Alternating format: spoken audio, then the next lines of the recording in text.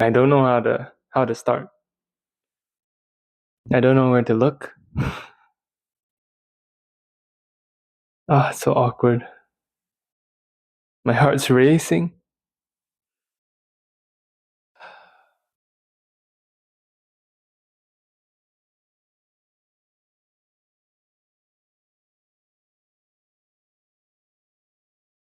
Suddenly, it all feels very serious. That I am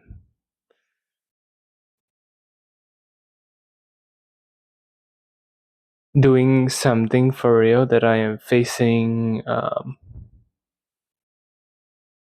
something I fear. If anybody else watches this video, apart from myself, that means I have decided to place my vulnerabilities into the world's view. It might not be a lot of people even, but I think just putting it for one other person to see is already um, terrifying. mm.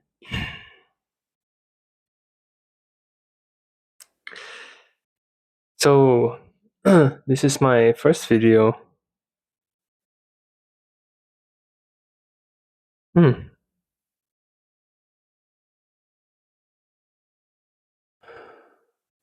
Yeah, this is my first video. I just got distracted looking at my little Blue's Clues notebook.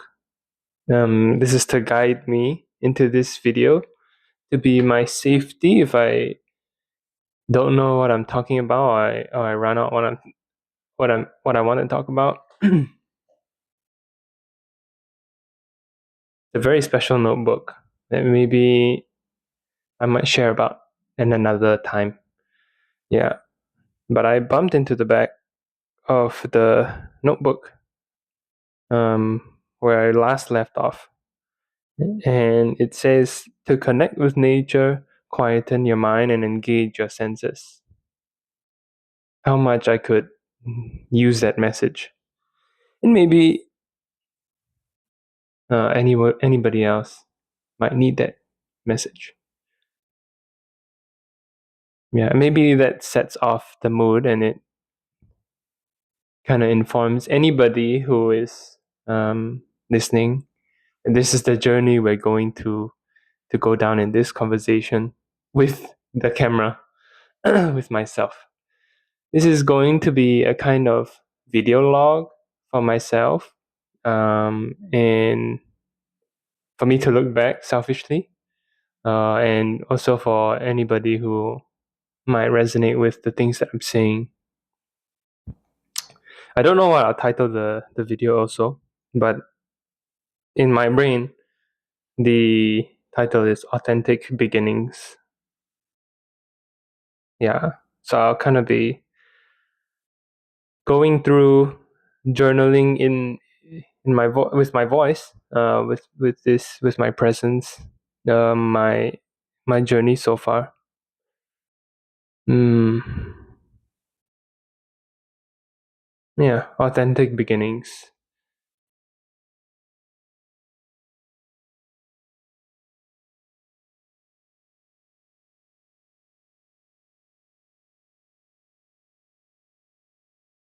I chose this corner of the room, because it makes me feel safe.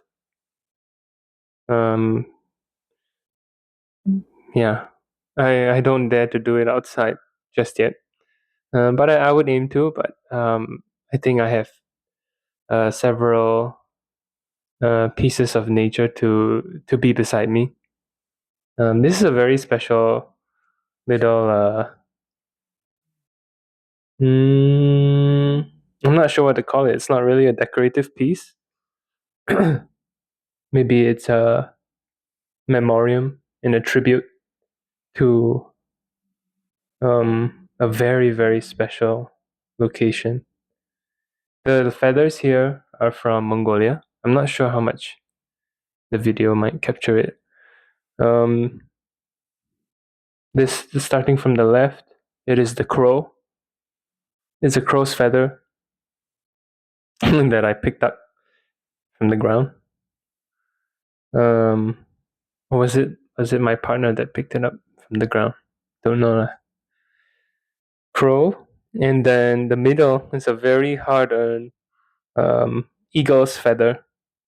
It's a wonderful eagle. I mean, you can see how big the eagle is, its wingspan, how majestic this feather is.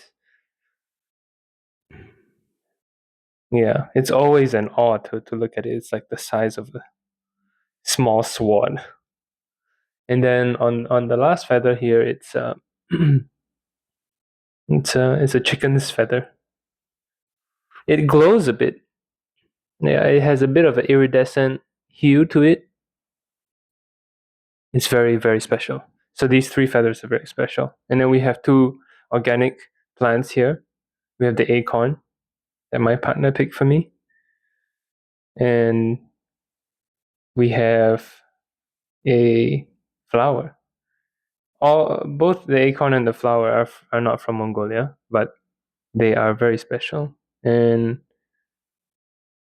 yeah, not sure why I had to introduce all of them, but maybe it is only right. Yeah, I'm not sure what plant it is, the scientific name or the actual name, but I think it's very special. Okay, to begin, enough dilly-dallying. So, authentic beginnings. Hmm. Um, how should I start? I left my job that I find very meaningful at the start of the year. So it's now April. I'm not sure when this video might come out, but yeah, it has been around 3.5 months. Yeah, it's been 3.5 months, and it's been a very tricky few months. What did I write down? It is a very vulnerable start, like all things, because I think I live in Singapore, and if anybody knows the Asian culture or at least the Singaporean culture, there is a real sense of fear when it comes to change, when it comes to your job. And I realized this stepping into adulthood. It is a sort of game that we have set for ourselves. We kind of see it as a career. It's almost like oxygen. So it's a very cynical game.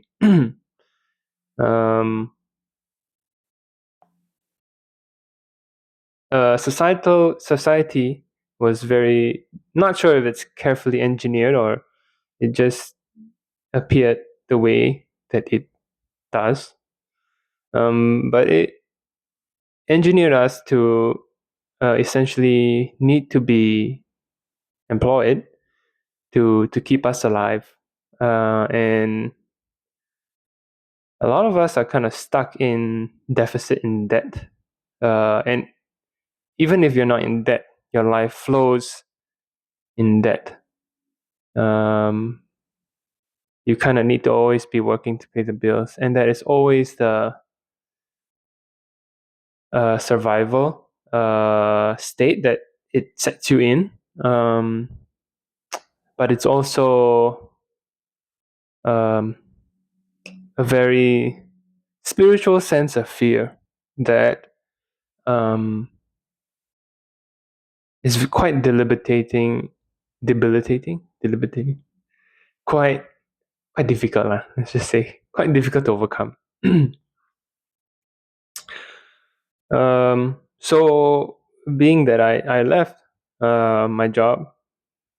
Uh, it's maybe I'll get into another time what the job is. But yes, I think it was a tough decision already to leave a job and not have um, and then the next job to go to.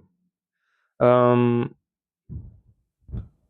it's still to say though. I think um, you need a certain level of foundation and privilege to do something like this, to leave a job without having another job, and I acknowledge that. Um, and I also think ultimately it is a choice. Um, and anybody that might hear this and it doesn't sit very well because some of us believe we don't have a choice. Um, I agree. I think if you believe you have a choice, you have a choice. If you don't believe you have a choice, then you don't have a choice. It's kind of how what you believe leads to what you do. I think many of us are in the now the mental health space is becoming very evolved in a sense that we're very aware of um, our own limiting thoughts and what to do with them. So yeah, we know that our beliefs lead to our behaviors and ultimately the outcome. So that to say, um, I still think after you make that choice, it's still a very vulnerable thing. And I was inspired the image of a seed. Anybody setting out on any journey doesn't have to be one as crazy as um, a bold leap, or it can be any journey. Entering into primary school, secondary school, entering into a new hobby. There is the idea of a seed comes to mind. In that, when you decide to begin, both physically and spiritually, mentally, whole bodily decide to begin, the seed begins to sprout because the environment around you is kind of like the seed. And the environment around you is now ideal, and you have decided to sprout. And a seedling is very fragile. Almost anything can affect it. So, this idea of stepping out and beginning your new own, living your dream, can be romantic, and it deserves sometimes the heroism, the romanticism, the wonder, and I think it needs to also uh, embody the very natural state that it's in, which is a sprouting, and the honest fragility that it has. Uh, it is a very fragile state. It's so beautiful as well. I mean, if any of you like plants, you must have seen um, what a seedling looks like. It's like a baby being born, new life. And it is one of the most wonderful marvels of the world, which, like a baby, is so vulnerable and can be disrupted very easily. Is very sensitive to almost everything, and it only needs nurturing. And that is the nature of beginnings. Sorry, my English. Yeah, that is the nature of beginnings. And for myself, I found it very important to surround myself with nurturing people. And you will hear me mention my partner a lot. And she is uh, my guardian angel at times.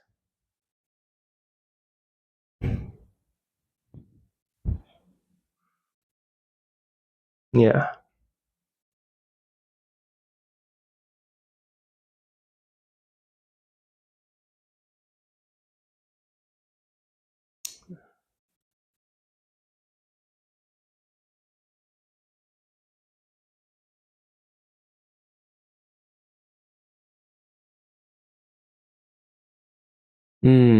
Depending on how bold I am, I might cut it out. How I might cut out how choked up I'm getting. Um,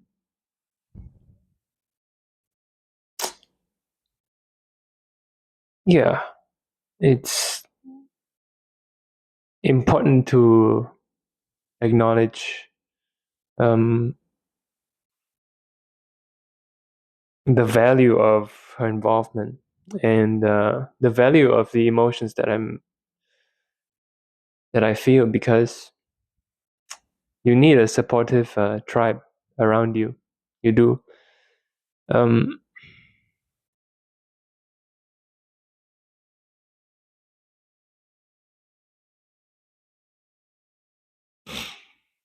mm,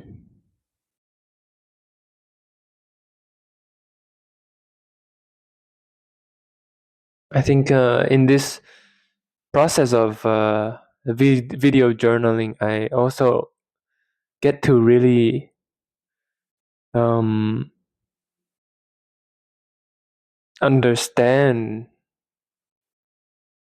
the emotions are like amplified, and I get to understand uh,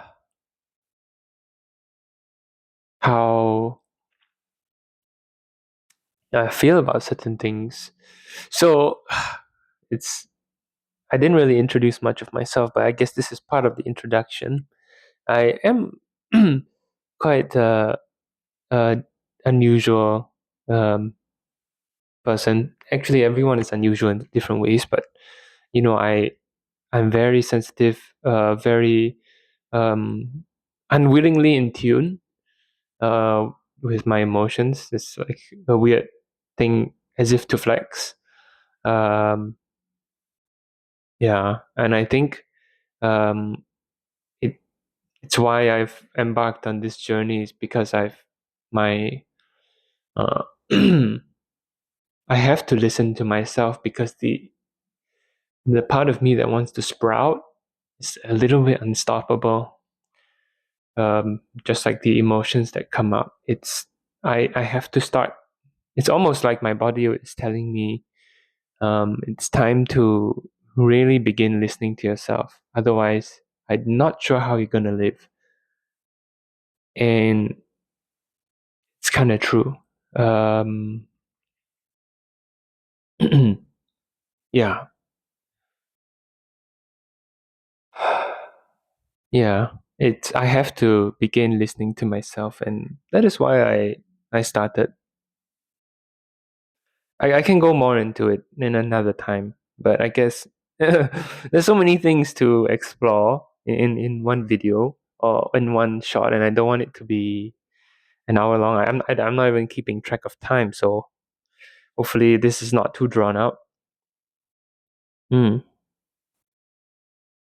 Okay, I am back after editing midway, because I realized I didn't mention enough about the supportive tribe that the growing sapling really needs, and this includes parents, friends, ex-colleagues, partners, uh, any number of people that you will see in your journey.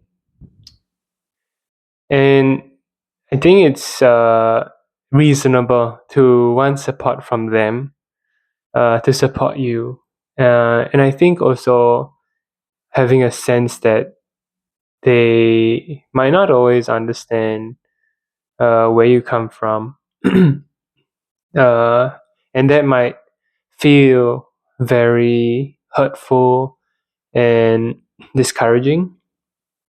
So I I had uh, an image or a story that comes to mind. It's not a real story by any means.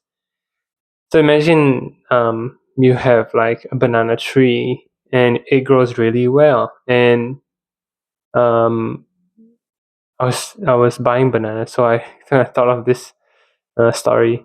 And it grew on a tree, and it's really nice, and it's you're not sure what to do with it because it's your first time, right? It's your first time going through this journey, and a lot of people will pass by it, and a lot of people go, "Wow, that's a nice fruit," and people might, say, "Yo, that's so good." If I had that fruit, this is what I'll do. I'll do this and that, and you have all those strangers that come by, and sometimes that might give you some ideas or might drift you off course.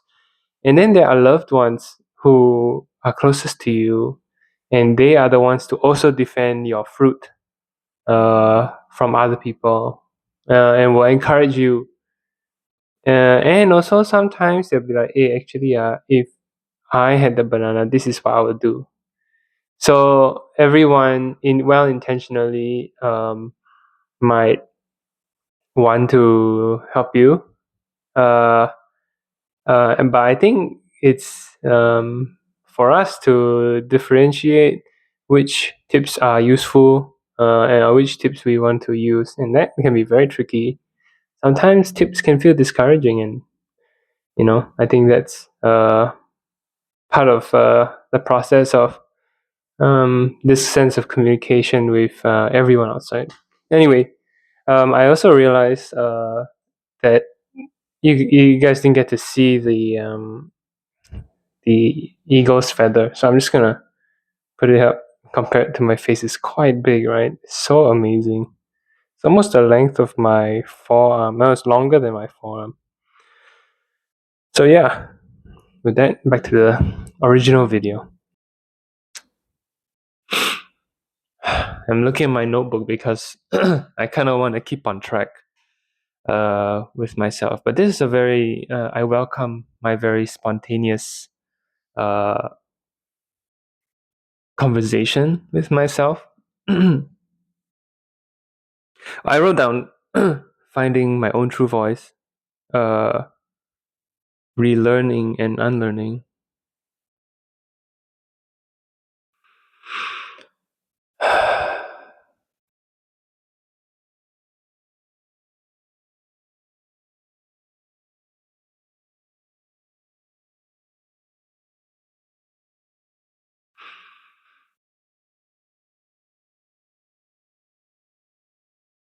So related to the idea of the little seed, um,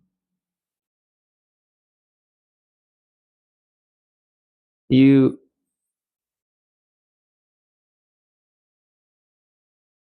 this journey also prompted me to find my own true voice. Um, the seed must find its own way to grow where the sunlight is, um, along with the support of the tribe.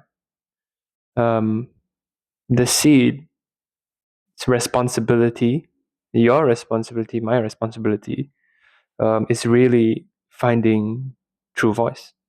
And I think it is such a scary thing to go into, especially if your journey is anything like mine, where you haven't really realized what your true voice is. And I mean, I cannot say I know what my true voice is. This is going to be a lifetime of learning, unlearning, and beginning loving yourself. Hmm. There's so many habits that we have built in our lives that um, we unconsciously have such a strong critical voice and also tribal voice. So I use the word tribe a lot. Tribe means um, surrounding, family, societal, things unsaid also. So the things that are said to you, which of course affects you quite a bit, and also the things that are unsaid, that are part of your blueprint. And I think there are a lot of uh, voices that not just you carry, you also carry ancestor voices, um, ancestral baggage, as I like to say, things of your past, things of your culture. Uh, and doing this work and finding your own voice, ultimately, it benefits you in the present, but it also intentionally or unintentionally inspires those um, before and after you, lifetime wise, your ancestors and your future. Um, I don't know what they call descendants. Um, and it's kind of related to what I said at the start. It requires a quieting of the mind, an engaging of the senses. And I found this to be the most difficult endeavor because I have built up in my life a lot of ways that I would classify under the word should, should. I think that it's not a bad word. Sometimes maybe at the start it feels to me like a bad word. Um, but I would invite anybody who is listening and my future self who might be re-looking at this to reflect on how much we say should in our lives and um,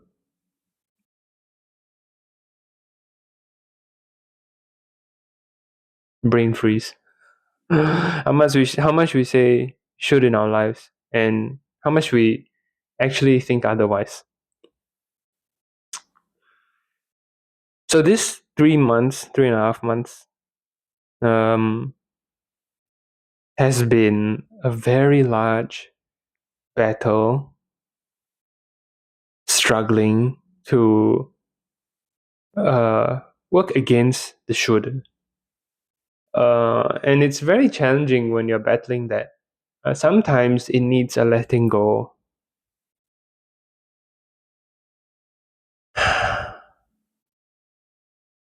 Yeah, a lot of things come easier when you let go. Mm.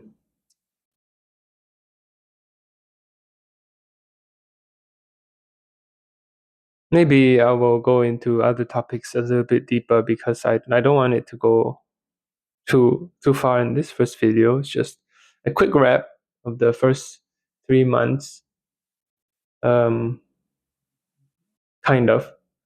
Um, it's been a ride of sometimes depressing moments, sometimes inspiring moments. So if this is part of your journey, uh, embrace it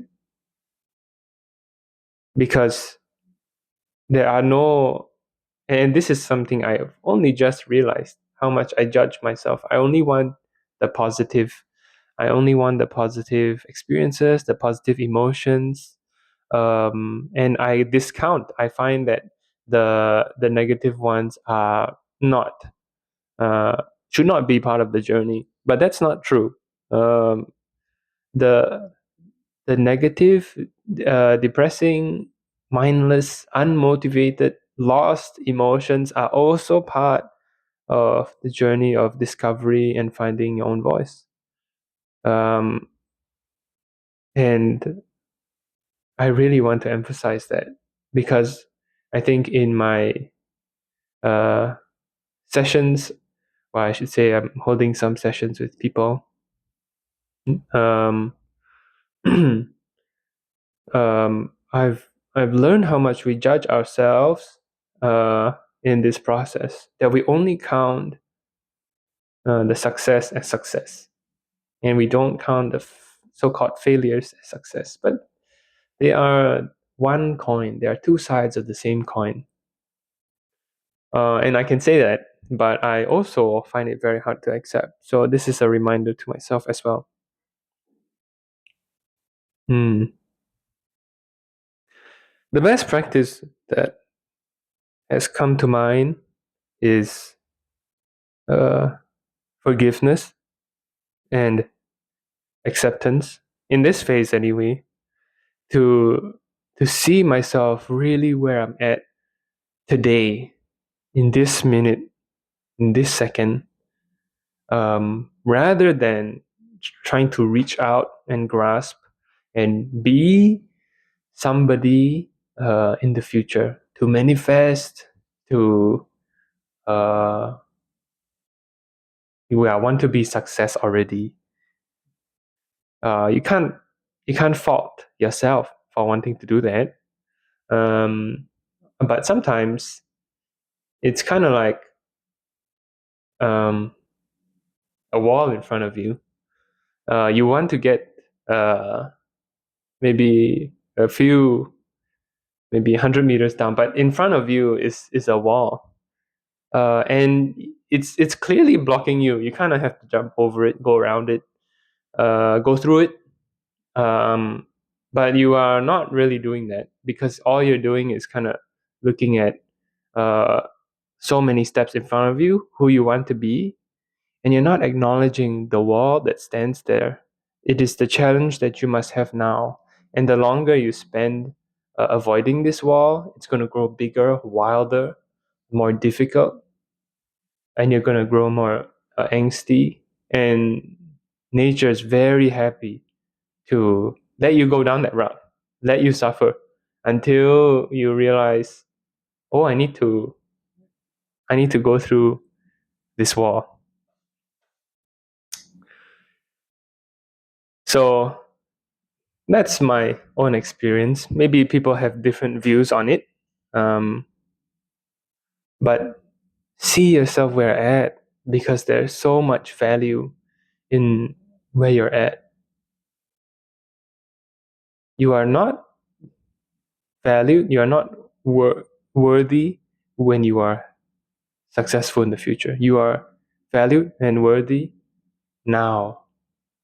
And I think that is said a lot these days. Um, but I hope that kind of gives an image for why you are worthy now.